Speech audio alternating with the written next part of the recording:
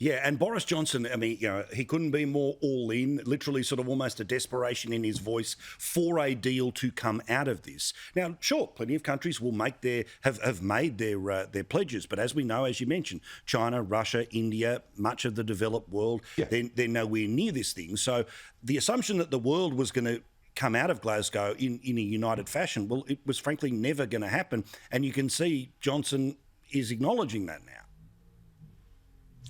Yeah, I mean, he's been playing down expectations for the last couple of days. As you say, a note of desperation in his voice.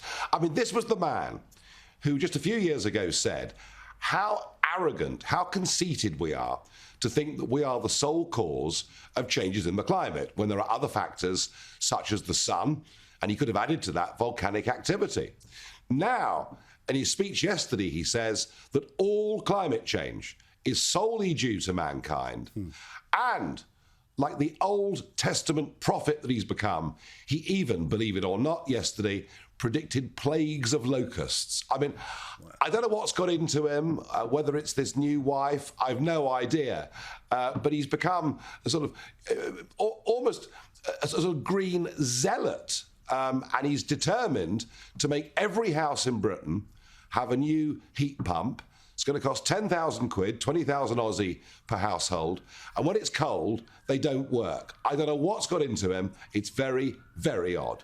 Well, I mean, look, it's follow the money, right? All the donors, all the people that you end up hanging out with as a Prime Minister. But of course, the people who made him Prime Minister, particularly working class first-time voters in the north of England, the people that certainly you've been attuned to for a very long time, the suburban people right across the country that you talk to on your telly show every night, they're the ones that have to pay.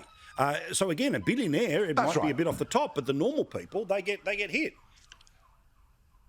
Yeah, I mean, you're right, and he is in some danger here because, the Johnson vote, the Johnson majority, it was a Brexit vote. Hard-working, decent, law-abiding, ordinary folk, who have mortgages, many of them run their own businesses, kids to bring up. The cost of living is going through the roof anyway, as we see commodity price booms, inflation back in the economy. And Boris is now in danger of looking very out of touch with the very people that put him there in the first place. We all want a better, cleaner, greener world. What we don't want to do is pay an enormous price for it when China, India and Russia have no intention of playing the game at all. Yeah, bloody oath. Now, of course, your mate Greta Thunberg, she's up there, and I know she's coming over to your joint a little bit later. But now she's an adult. Mum and dad aren't going with her, and I love the quote from her parents going, "We have jobs." So these poor buggers have had to, move her around the world, or at least put her on the floating plastic boat. But she's gone, full greenie rock star, and of course that means you've got to break out the swearing. Here's part of what she said at one of her rallies outside of the room. Change is not going to come from inside there. That is not leadership. This is leadership. Yeah! This is what leadership looks like. We say no more blah, blah, blah. No more exploitation of people and nature and the planet. No more exploitation. No more blah, blah, blah. No more whatever the they're doing inside there. We're not going to let them get away anymore. We are not. Because who are we? And what are we going to do? Climate justice, that's right. Now, Nigel, you've been around a few crowds, and you know that there's that big moment where you live and I say, and 1, 2, 3, climate, applause line. She hasn't quite got on there, and she was working blue for the first time.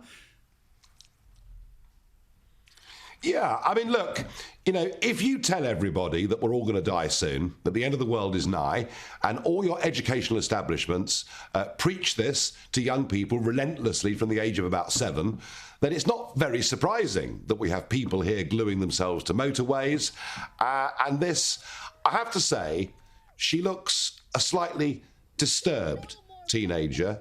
She's clearly being used.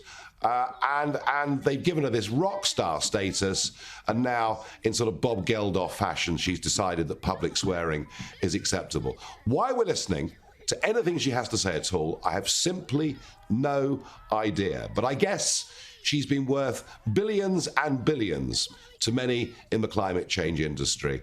But I thought her performance there, actually pretty shameful stuff. Yeah, and sort of diminishing returns, right? Sort of, I mean, very obviously, we know what her value was to the movement who tried to use her as the Trojan horse, and sadly for her, the further she gets away from, the innocent teenager, speaking to the world's leaders' truths, it's going to be a difficult road ahead for her.